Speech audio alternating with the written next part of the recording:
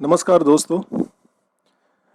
Video के title से पता चल ही गया होगा कि वीडियो मैंने आईटी प्रोफेशनल्स, मेरे आईटी पार्टनर्स और आईटी कम्युनिटी में जितने लोग हैं उनके लिए ये वीडियो बनाया हुआ है।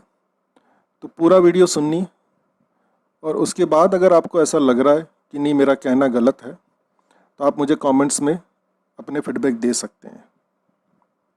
My self Hasit Mankad. I'm in IT from since last 20 years. I have done my certified professional ethical hacking, data center specialization as well as cloud specialization.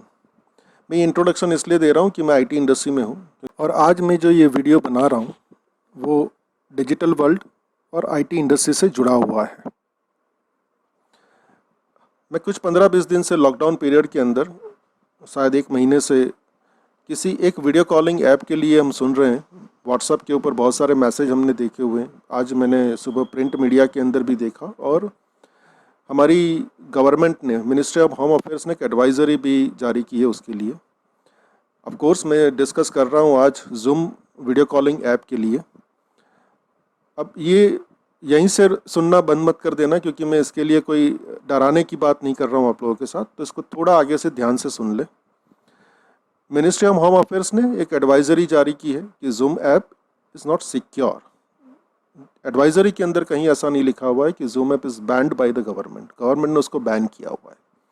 उस एडवाइजरी में भी लिखा हुआ है कि अगर किसी यूज़र को इस वीडियो कॉलिंग ऐप को यूज़ करना है तो कौन कौन से सिक्योरिटी प्रिकॉशंस के साथ आप उस ऐप को यूज़ कर सकते हो।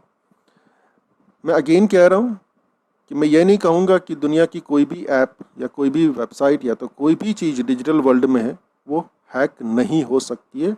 All are hackable.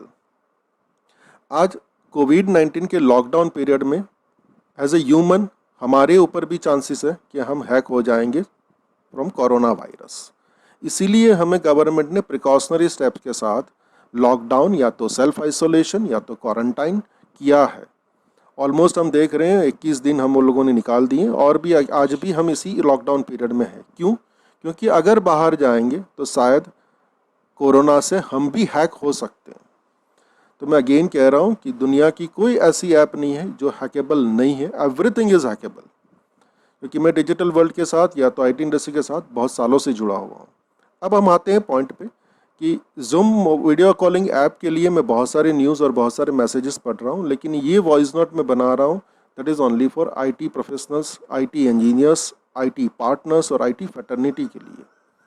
मुझे उन लोगों से रिक्वेस्ट है कि अगर मान लो और आप भी जानते हो कि ऐसी कोई भी ऐप नहीं है कि जो हैक नहीं हो सकती है, लेकिन हम हर एक ऐप के लिए, हर एक सोशल मीडिया के लिए या तो हर एक नेट बैंकिंग के लिए कुछ ना कुछ प्रिकॉशनरी स्टेप्स लेने के लिए गाइड करते हैं लोगों को।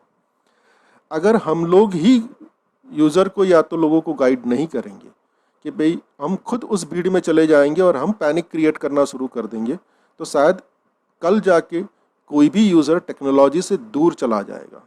मैं आपको एक छोटा सा एग्जांपल दे दूं डॉक्टर कम्युनिटी का। मैं इस डॉक्टर कम्युनिटी को आज भी रिस्पेक्ट करता हूँ, आज भी सैल्यूट कर रहा हूँ, क्योंकि इस लॉकडाउन पीरियड के अंदर वो जिस तरह से हमारी सोसाइटी को सेव कर रहे हैं। आप मुझे चीज़ बताइए कि आपकी पर्सनल लाइफ के अंदर भी आप भी मानते होंगे कि किसी भी बीमारी के लिए कभी किसी डॉक्टर ने आपको डराया है? कभी कोई डॉक्टर हमें डरा नहीं रहा है। ऑलवेज डॉक्टर्स हमें ये गाइड करते हैं कि आपको ये प्रिकॉशनरी स्टेप्स लेने पड़ेंगे तो शायद आप इस बीमारी से बाहर निकल जाओगे।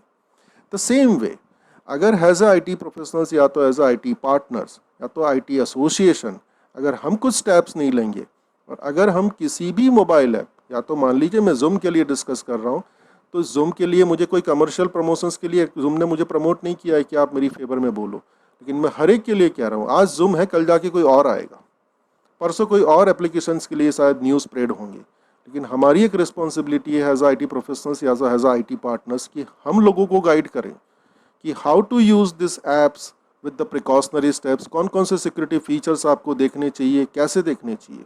आज ये वॉइस नोट मुझे बनाने की ज़रूरत इसलिए पड़ी क्योंकि मैं तो बहुत 15-20 दिन से सुन रहा था, लेकिन आज जब मैं प्रिंट मीडिया में आर्टिकल पढ़ रहा था कि कहीं पे किसी पर्सन का जूम ऐप यूज़ करने से क्रेडिट कार्ड फ्रॉड हो चुका है, मुझे टेक्निकली कुछ समझ में नहीं आया, इसलिए मुझे इस वॉइस नोट को बनाने की ज़रूरत पड़ी। आप सब जानते हैं कि बैंकिंग इंडस्ट्री के अंदर सारी बैंक्स हमें एक फैसिलिटी देती है कि अगर आपको आपके डेबिट कार्ड या क्रेडिट कार्ड को जब भी आप स्वाइप करते हो तो उसकी एक लिमिट फिक्स करनी है, तो वो फैसिलिटी है हमारे पास। आप डोमेस्टिक और इंटरनेशनल ट्रांजेक्शन्स के अंदर आप उसकी कितनी लिमिट रख सकते हो, वो लिमिट फिक्स करने की फैसिलिटी हर एक नेट बैंकिंग के ऊपर है। अगर मान लो आप नेट बैंकिंग यूज़ नहीं भी कर रहे हो तो बैंक आपको एक फॉर्म फिलअप करके देती है, आप उसको फॉर्म फिलअप करके दे दो, बैंक वो डिसाइड कर लेगी। उसमें सिर्फ हमें ये मेंशन करना है कि इंटरनेशनल ट्रांजेक्शन्स के लिए मुझे 5000 या 2000 या वट एवर आपको जो अमाउंट रखनी है। तो कल जाके मान लो कि आपका क्रेडिट कार्ड क्लोन भी हो गया, हैक भी हो गया, तो आप उतने से ही बच जाओगे। और मेरा मानना है कि सारे आईटी प्रोफेशनल्स, सारे आईटी एसोसिएशन, सारे आईटी फ्रेटर्निटी ये सारी चीज़ें जानती है, क्योंकि हम लोग टेक्नोलॉजी के साथ जुड़े हुए हैं। तो फिर भी हम उसी भीड़ में चले जाते हैं। मेरी एक हम्बल रिक्वेस्ट है सब लोगों से कि हमें एक गाइडलाइन और हमें एक सिक्योरिटी फीचर्स या तो सिक्योरिटी पॉइंट्स नोट आउट करके एक एडवाइजरी हमें जारी करनी चाहिए कि भाई यूज़र को ये इस ऐप को या तो कोई भी ऐप को कैसे यूज़ करना चाहिए। मेरी रिक्वेस्ट सारे आईटी प्रोफेशनल्स के भी, आप खुद एक वीडियो बनाओ और उस वीडियो को स्प्रेड करो कि इसको कैसे यूज़ करना चाहिए। अगर मान लो कल जाके एक नॉर्मल यूज़र या तो एक सीनियर सिटीजन्स जो आज इस लॉकडाउन के अंदर बहुत सारी एप्लीकेशंस यूज़ कर रहे हैं, तो उनको भी हमें ये सिखाना है।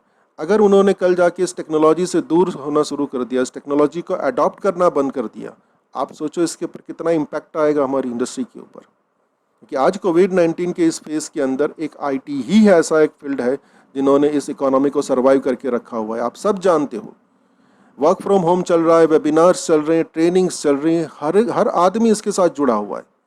लेकिन अगर पैनिक ऐसा ही क्रिएट होगा तो हमारी एक रिस्पॉन्सिबिलिटी है कि हम इसको कैसे बाहर निकालें। वी आर आईटी डॉक्टर्स, हम आईटी डॉक्टर्स हैं। हमारे पास शायद एमबीबीएस एमएस एमडी की डिग्री नहीं है, लेकिन हम टेक्निकली इतने साउंड हैं कि हम एटलीस्ट एक लेमन आदमी को, लेमन लोगों को हम समझा सकते हैं। तो मेरी हम्बल रिक्वेस्ट है कि बी अ रिस्पॉन्सिबल नेटिजन। हमें एक रिस्पॉन्सिबल नेटिजन बनने की ज़रूरत है। We are a responsible citizens but we are not a responsible netizens.